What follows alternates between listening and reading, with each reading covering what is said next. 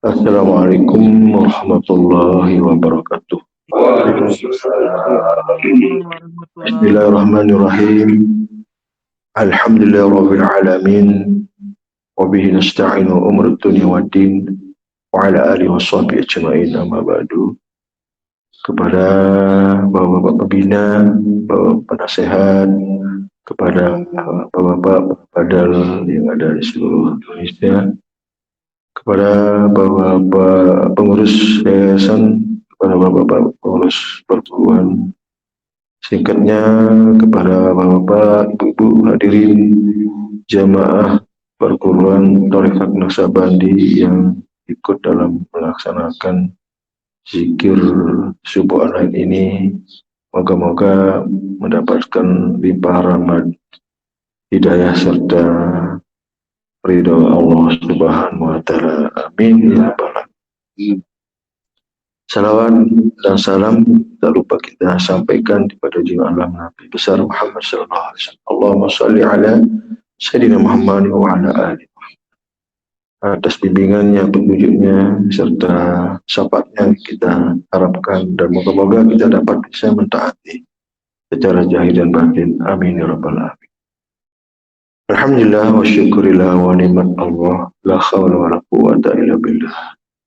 Bahwa pagi yang cerah, yang begitu sangat indah, sangat bahagia, dan terasa rasa lega ya, ketenangan, kedamaian, dan rasa jiwa ini tentram ya, seolah dapat ya makanan atau menu yang sangat menyehatkan, baik secara zahir lebih-lebih yang batin. Alhamdulillah, kita syukuri. Ini patut kita syukur. Tidak semua ada mendapatkannya, walaupun ada kesempatan, ada waktu dan sebagainya, dan tidak semua dapat melakukan. Jangankan yang hadir, yang tidak hadir, yang hadir pun juga ya sangat ya sangat berharap untuk mendapatkannya kan. Tetapi setidaknya ya kalau hadir itu pasti, walaupun selemah-lemah kita punya iman, punya rasa, punya amaliyah atau keimanan dan sebagainya. Tapi kalau selalu kita tidak ikuti kelemahan-kelemahan itu sehingga terobati, terisi, diperbaiki kan gitu. Tidak semua kita dalam arti kata total sempurna di dalam iman kita, amal kita. Namun selalu kita terus secara istiqomah, dari istiqomah inilah sehingga akan ada perbaikan di situ terus dan terus. Itu yang menjadi kesuksesan kita. Itu menjadi keberhasilan kita, keistiqomahan. Apa artinya kita punya satu amaliyah tidak seterusnya kita lakukan. Inilah seringkali sebuah kegagalan dalam final kita, dalam ending dalam perjalanan ilmu ini. Nah, di akhir-akhirnya kita ragu, di akhir-akhirnya kita jauh, di akhir-akhirnya kita lemah dan sebagainya. Justru di akhir inilah penentu dari apa yang kita imani, yang kita amalkan, dan terus sampai titik hayat kita, titik napas ya, penghabisan kita, yang kita harus detik-detik itu diwarnai dengan zikir ya, zikir yang hasbul maqam, sesuai dengan maqam kita, itu yang luar biasa. Dan ini yang kita asah tentunya setiap hari ini. Bagi jemaah yang mungkin dengan sebuah usia, situasi dan sebagainya dengan online, inilah disitulah mengasah. Kapan lagi ya, siapa lah kan. Ya kalau yang masih muda-muda ya sebaiknya kumpul di halqah, kumpul di ranting-ranting atau di wilayah-wilayah, bahkan di tempat-tempat ada di mana ada halqah di situ. Jadi ini kesempatan yang paling bahagia, sangat beruntung sekali. Karena kebahagiaan itu tentu di situ, karena banyak hal yang kita perolehnya. Maka disampaikan dalam sebuah hadis adalah sebuah perkumpulan orang-orang beriman itu ada dalam halqah zikir. Di situ mendapatkan penghargaan mendapatkan karunia Allah yang agung yang mulia di Allah. Dan malah Allah itu bangga dengan perkumpulan-perkumpulan halkah itu sendiri. Sebagaimana rasa kebanggaan kita, kebahagiaan, kecintaan itu. Itu sebabnya kita kembali kepada sebagaimana yang kita lakukan, sebagaimana yang kita perbuat, itu yang akan menjadi nilai di sisi Allah Subhanahu Wa Taala. Tapi tidak terlepas daripada apa yang kita tuntun, yang kita bimbing, yang kita ditunjukkan. Tidak lagi ada satu pengakuan, merasa ada kemampuan dan sebagainya di situ. Dan kita bertawakal tu Allah wa aqsamtu billah la hawla wa la quwwata illa billah. Itu yang kita tunduk. Ini pembelajaran seperti inilah yang sesungguhnya yang aman, yang nyaman, sukses artinya daripada yang lain-lain. Misalnya kita hanya mewarnai hari-hari kita dengan zikir, karena tidak ada yang harus kita perbuat di saat-saat detik terakhir kita hanya zikir, hanya dibimbing dengan zikir. Bayangkan enggak, apakah kita dibimbing dengan yang lain-lain, misalnya bacaan, misalnya apalagi ilmu-ilmu yang lain, nahwu, saraf, tajwid, ilmu mantik, ilmu arut, nggak terpakai semuanya. Itu untuk pengetahuan aja ya, pengetahuan untuk kita belajar untuk mengetahui luasnya agama, luasnya ilmu, luasnya tentang masalah ya kehidupan ini yang begitu sangat luas. Tapi seluas pengetahuan itu adalah sebagai alat saja ya, untuk kita berkomunikasi, sebagai alat siar.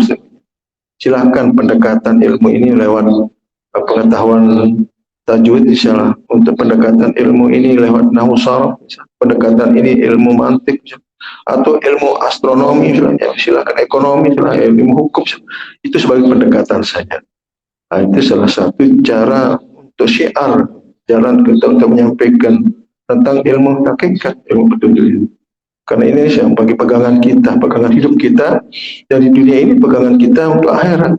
Harus kita kenal dari sekarang, harus kita punya sekarang, harus kita miliki, harus kita pahami, harus tahu, itu wajib gitu. Kalau enggak berbahaya nantinya. Mau pegang apa, mau yang kita pakai yang mana, yang kita sebagai kekuatan kita yang mana, sebagai andalan kita nanti yang mana. Enggak bisa terpakai yang lain dah. Pada hakikatnya kita ini adalah makhluk rohani. Pada satu ketika makhluk rohani akan kembali kepada posisi yang semula, yang awalnya dari alam rohani, alam lahut, alam ketuhanan, alam malakut. Nah, sekarang ini kita ada di alam nasut, alam manusia, alam zahir, alam yang sementara, alam yang untuk kita diuji sebenarnya daripada kegiatan-kegiatan kita, keimanan kita, kehidupan kita, kan gitu. Makanya pentinglah ada perbekalan di situ. Ada iman, ada takwa, tingkatkan iman dan takwa. Tapi harus jelas iman dan takwa itu harus ada, nyata, bukan angan-angan dalam pikiran. Iman dan takwa itu ada dalam hati. Iman itu ada dalam hati, takwa pun ada di situ. Tinggal diikuti sesungguhnya. Nah, inilah yang justru di akhir inilah penentu dari apa yang kita imani, yang kita amalkan, dan terus sampai titik hayat kita, titik napas ya, penghabisan kita. Yang kita detik-detik itu diwarnai dengan zikir, ya, zikir yang hasbul maqam, sesuai dengan maqam kita, itu yang luar biasa. Dan ini yang kita asah tentunya setiap hari ini bagi jemaah yang mungkin dengan sebuah usia, situasi dan sebagainya dengan online, inilah disitulah mengasah. Dan kapan lagi ya, siapa lagi kan begitu. Ya, kalau yang masih muda-muda ya sebaiknya kumpul di halkah, kumpul di ranting-ranting atau di wilayah-wilayah, bahkan di tempat-tempat ada di mana ada halkah di situ. Jadi ini kesempatan yang paling bahagia, sangat beruntung sekali. Karena kebahagiaan itu tentu di situ, karena banyak hal yang kita perolehnya. Maka disampaikan dalam sebuah hadis adalah sebuah perkumpulan orang-orang beriman itu adalah dalam halkah zikir. Di situ mendapatkan penghargaan, mendapatkan karunia Allah yang agung yang mulia di Allah. Dan malah Allah itu bangga dengan perkumpulan-perkumpulan halkah itu sendiri. sebagaimana rasa kebanggaan kita, kebahagiaan, kecintaan itu sebabnya kita kembali kepada sebagaimana yang kita lakukan, sebagaimana yang kita perbuat, itu yang akan menjadi nilai di sisi Allah Subhanahu Wa Taala. Tapi tidak terlepas daripada apa yang kita tuntun, yang kita bimbing, yang kita ditujukan. Tidak lagi ada satu pengakuan, merasa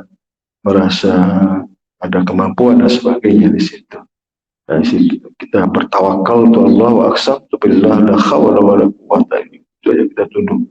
Ini pembelajaran seperti inilah yang sesungguhnya yang aman, yang nyaman, sukses artinya, daripada yang lain-lain. Misalnya kita hanya mewarnai hari-hari kita dengan zikir, karena tidak ada yang harus kita perbuat di saat-saat detik terakhir kita hanya zikir, hanya dibimbing dengan zikir. Bayangkan enggak, apakah kita dibimbing dengan yang lain-lain, misalnya bacaan, misalnya apalagi ilmu-ilmu yang lain, nahwu, saraf, tajwid, ilmu mantik, ilmu arut, nggak terpakai semuanya. Itu untuk pengetahuan aja ya, pengetahuan untuk kita belajar untuk mengetahui luasnya agama, luasnya ilmu, luasnya tentang masalah ya kehidupan ini yang begitu sangat luas. Tapi seluas pengetahuan itu adalah sebagai alat saja ya, untuk kita berkomunikasi, sebagai alat siar. Silahkan pendekatan ilmu ini lewat pengetahuan tajwid, misalnya untuk pendekatan ilmu ini lewat nahwu saraf, pendekatan ini ilmu mantik, atau ilmu astronomi, misalnya silakan ekonomi, misalnya ilmu hukum, itu sebagai pendekatan saja. Nah, itu salah satu cara untuk syiar, jalan kita untuk menyampaikan tentang ilmu hakikat, ilmu petunjuk ini. Karena ini yang bagi pegangan kita, pegangan hidup kita dari dunia ini, pegangan kita untuk akhirat. Harus kita kenal dari sekarang, harus kita punya sekarang, harus kita miliki, harus kita pahami, harus tahu, itu wajib itu. Kalau enggak berbahaya nantinya. Mau pegang apa, mau yang kita pakai yang mana, yang kita sebagai kekuatan kita yang mana, sebagai andalan kita nanti yang mana. Enggak bisa terpakai yang lain dah. Pada hakikatnya kita ini adalah makhluk rohani. Pada satu ketika makhluk rohani akan kembali kepada posisi yang semula. Yang awalnya dari alam rohani, alam lahud, alam ketuhanan, alam malakut. Nah, sekarang ini kita ada di alam nasut, alam manusia, alam zahir, alam yang sementara, alam yang untuk kita diuji sebenarnya daripada kegiatan-kegiatan kita, keimanan kita, kehidupan kita, kan gitu. Makanya pentinglah ada perbekalan di situ.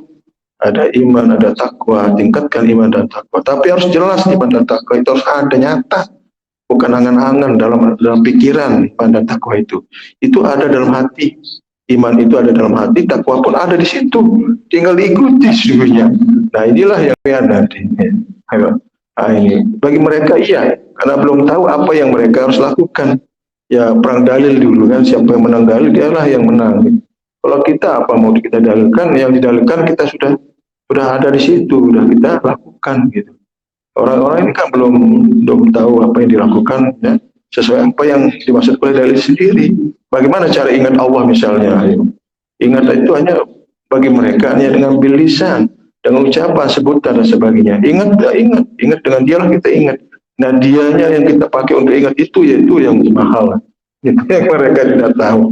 Mereka tidak dapatkan ilmunya. Itulah kita ditujukan. Ingatlah sebagaimana yang kita ditujukan. Dengan dialah kita ingat, dan dialah kita ibadah, dengan dialah kita zikir, dengan dia.